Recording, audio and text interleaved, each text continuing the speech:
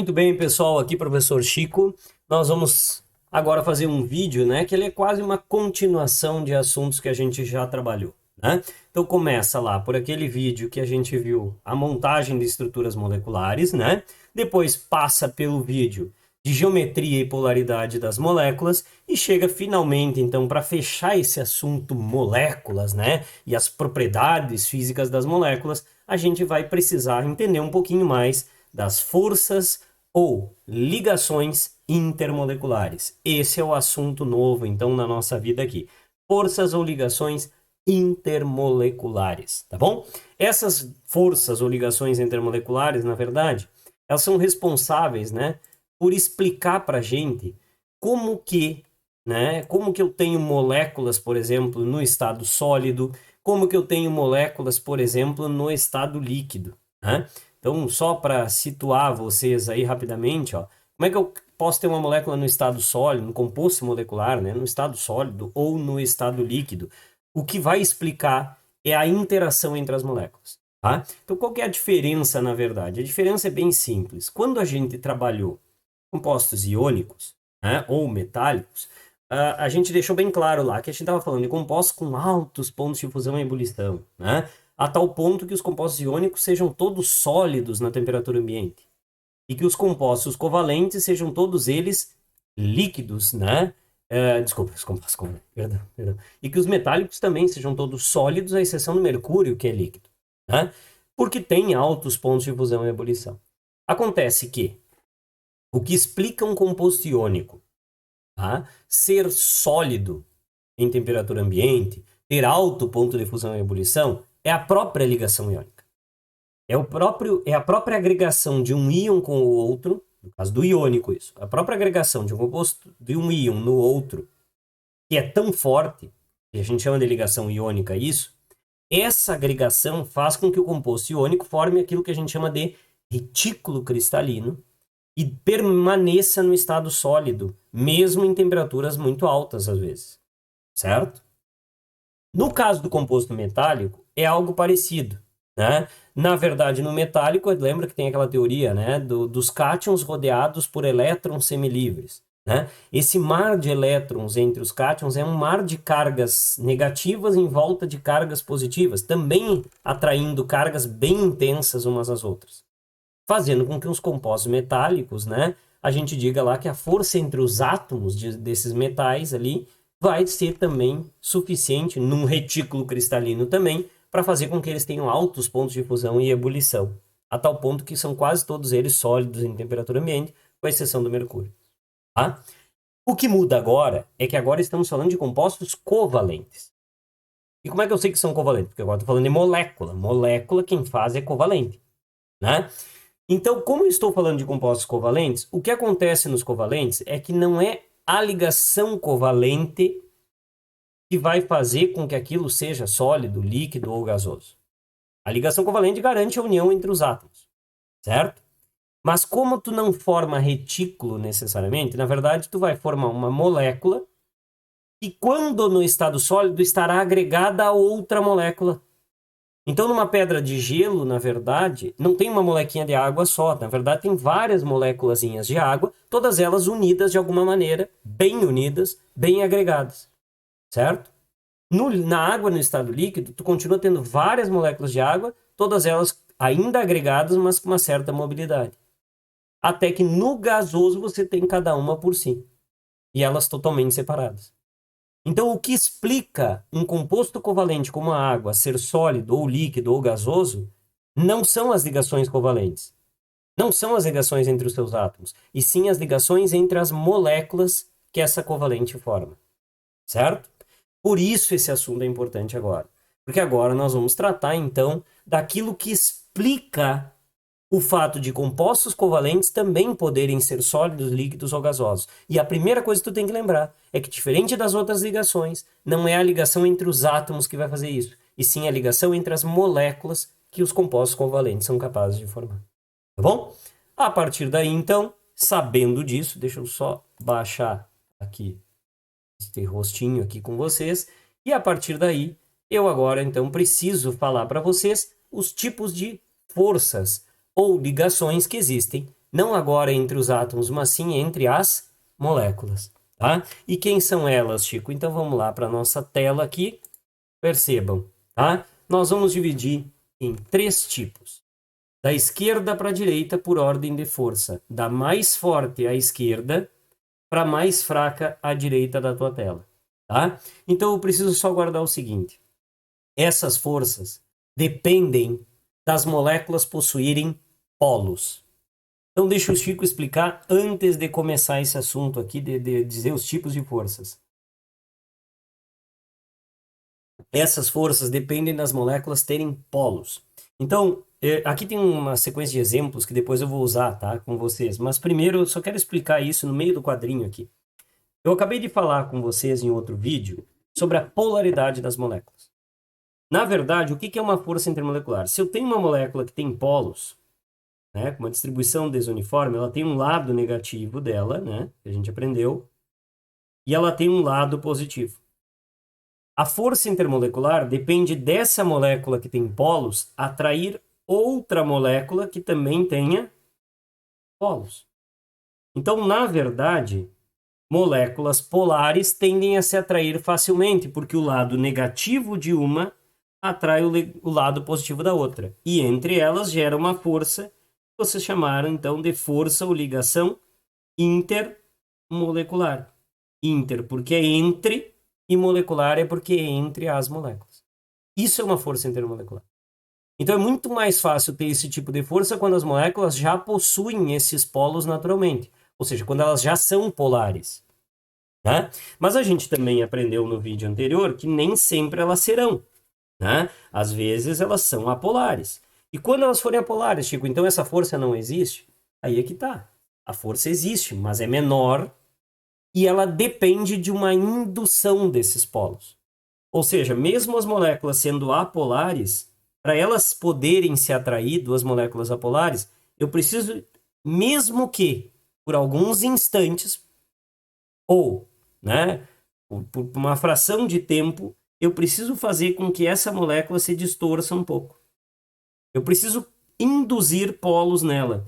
Mesmo que ela não quisesse ser polar, eu vou precisar induzi-la. E aí a indução de uma induz as outras. E aí esse polo bem pequenininho que ela gerou aqui, acaba gerando uma atração.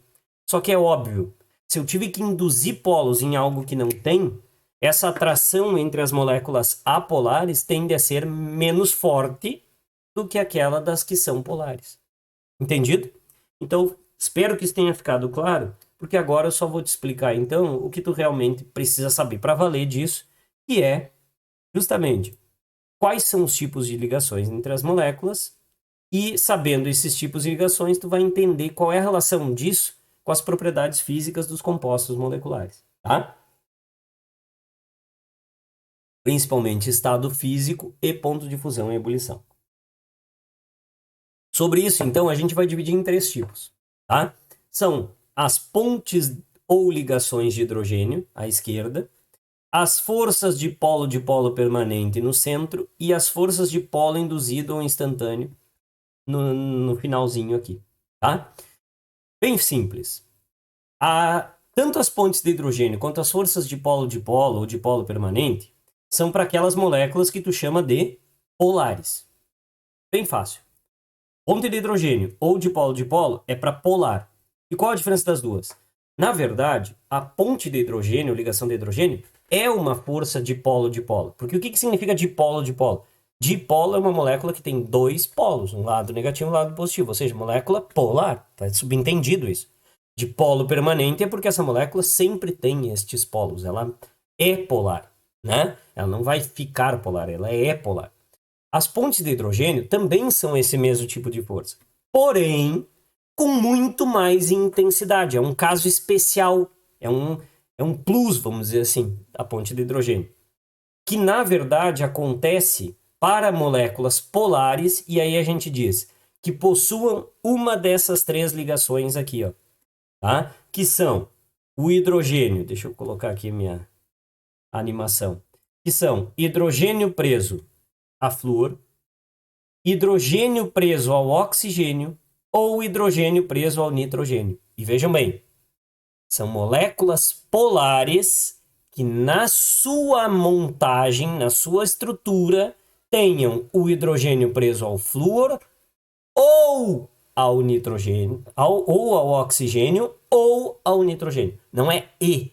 Eu não preciso ter as 3 ligações. Eu preciso ter uma dessas 3 ligações do hidrogênio com eles. E o que é, Chico, de fato, uma ponte de hidrogênio? Então, só para explicar no quadrinho de novo.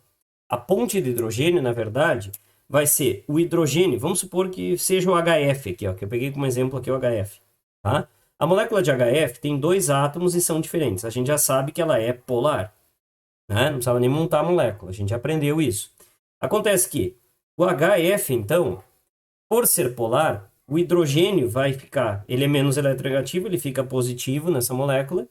E o flúor fica negativo nessa ligação. Então, o hidrogênio dessa molécula acaba podendo atrair o flúor de outra, HF. Então, a ponte de hidrogênio não é o H estar preso ao flúor dentro da molécula. É o H dessa molécula atrair o flúor da outra. Entendido? Força intermolecular é entre as moléculas. Então, não é a ligação HF que te dá a ponte de hidrogênio. É o fato de ter o HF, tu tem uma ligação muito polar. E aí o hidrogênio dessa ligação muito polar atrai um desses 3 eletronegativos da outra. Certo? Então, na verdade, a ponte de hidrogênio é o hidrogênio de uma molécula atraindo o FON da outra. Tá? Resumindo, é isso. Mas o mais importante, como é que eu sei que a molécula faz ponte de hidrogênio? Se ela for polar e tiver uma dessas 3 ligações na sua estrutura. Ou H com F, ou H com O, ou H com N.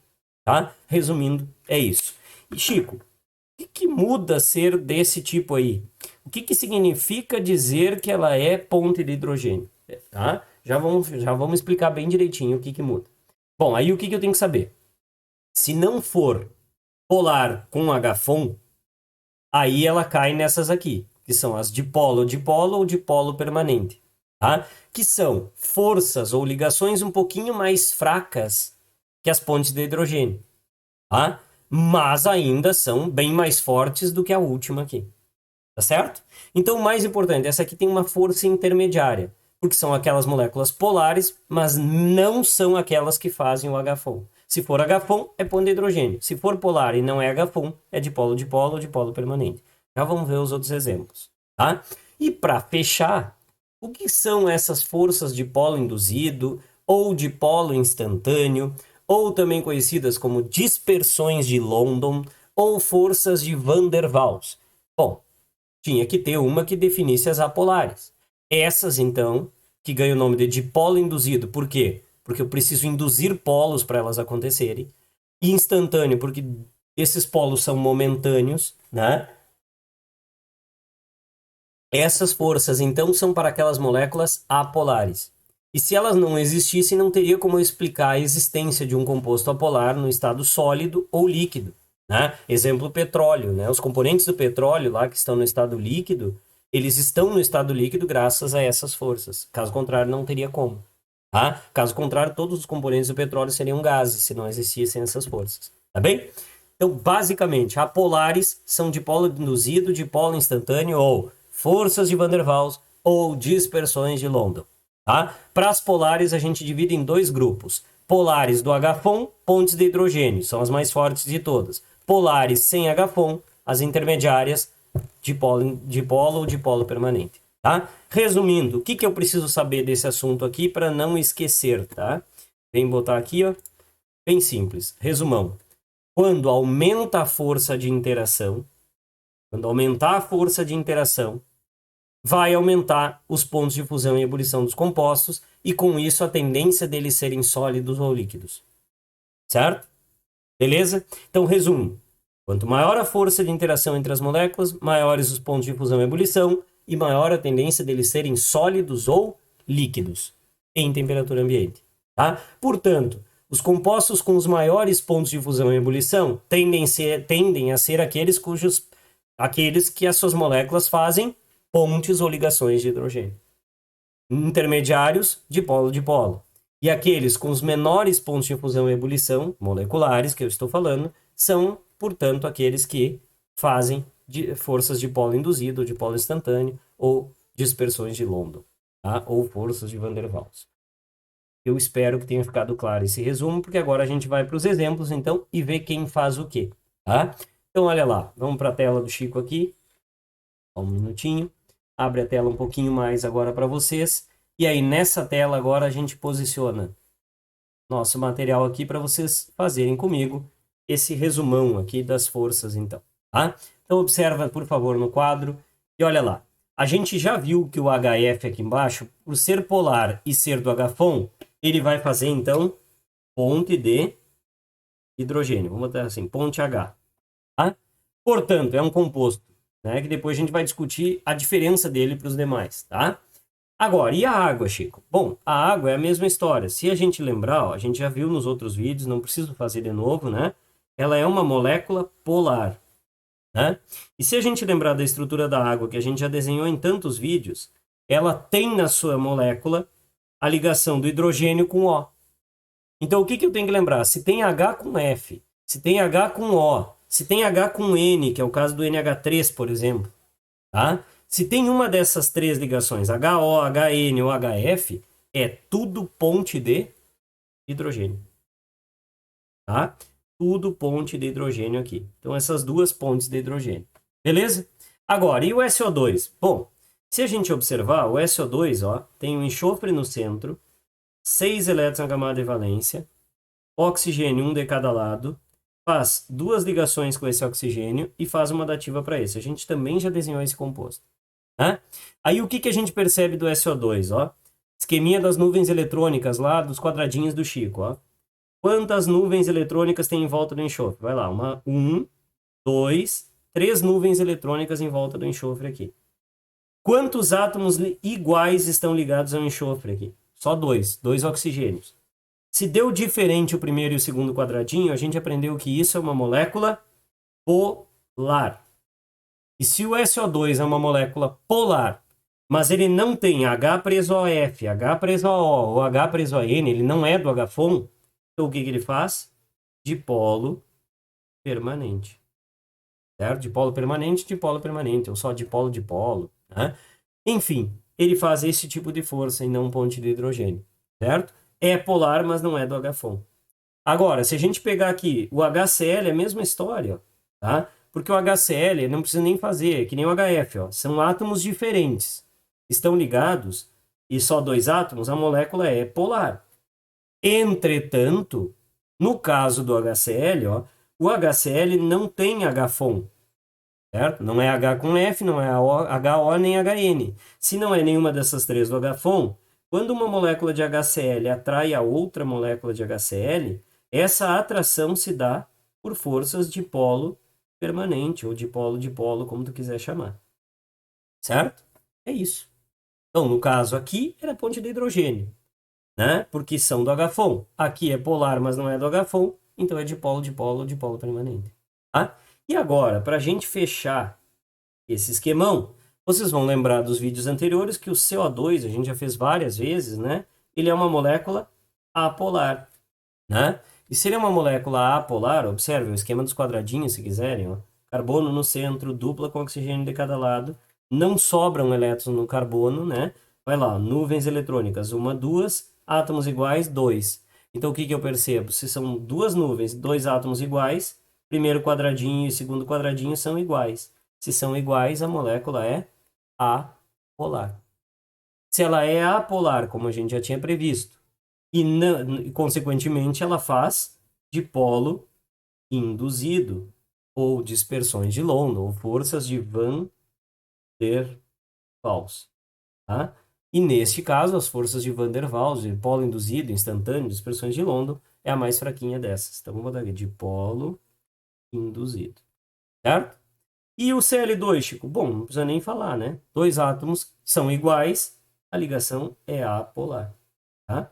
Então, a única maneira desses compostos é apolar. E se for apolar a molécula, também dipolo induzido.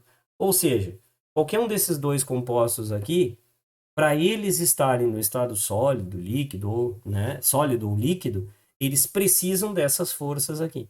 Eles precisam induzir polos para que a molécula interaja uma com a outra. Tá? Já no SO2, no HCl, né, os polos já existem, então a interação vai se dar de forma um pouco mais fácil. e principalmente mais fácil na água e no HF, né? Não é à toa, por exemplo, né, que desses compostos aqui, então, a água é líquida, o HF também pode aparecer, aparece para a gente no estado líquido, né? Já o SO2 até já é um gás, né? Mas o HCl, na verdade, né, esse é um gás, e o HCl pode aparecer no estado líquido, mas ele é volátil, né? Então já percebo que a força já vai diminuindo. E aqui no CO2 e o Cl2 são dois gases bem conhecidos na vida de vocês, gás carbônico em temperatura ambiente e gás cloro em temperatura ambiente. Então já são gases porque as forças são menores entre as suas moléculas, tá? E o que vocês precisam resumir é: as pontes de hidrogênio são as mais fortes entre as três, portanto, os maiores pontos de fusão e ebulição eu espero para esses dois compostos aqui, tá? Depois é o dipolo permanente, e por último, o dipolo induzido é o mais fraquinho, então os menores pontos de fusão e ebulição eu espero nessa extremidade aqui, certo? Maiores pontos de fusão e ebulição aqui, intermediários e os menores. É isso que a gente tem que lembrar. Tendência sólido e líquido na esquerda, tendência a gás na direita, tá? Tendência, não quer dizer que tenha que ser, tá bom? Isso é o resumo dessas forças. Agora, muito cuidado com o pega-ratão de prova. Por mais que eu te diga que a ponte de hidrogênio é forte, quando a gente está dizendo isso, é a ponte de hidrogênio comparada a essas outras duas aqui, ao dipolo permanente e ao dipolo induzido. Mas nenhuma dessas três forças intermoleculares vai ser tão forte quanto uma ligação entre átomos. Então, aquelas ligações que a gente aprendeu, iônica, covalente, metálica, todas elas são mais fortes do que essas ligações aqui. Essas são interações entre moléculas. As outras são entre átomos. Entre átomos é sempre mais forte do que entre moléculas. Isso é importante não esquecer. Tá? Então, a ponte de hidrogênio, quando a gente diz que é forte, é comparada às outras forças intermoleculares. Espero que tenha ficado claro isso, então, para vocês, tá, pessoal? Bom, isso finaliza o assunto forças intermoleculares aqui para gente, tá? Eu espero que tenham entendido. Façam exercícios e qualquer dúvida, entre em contato comigo, tá? Não esquece que qualquer dúvida que tu tiver de montagem de moléculas, de polaridade, de geometria, dá uma olhada que tem vídeos tratando disso também antes desse aqui, tá? Um grande abraço a todos. Bons estudos.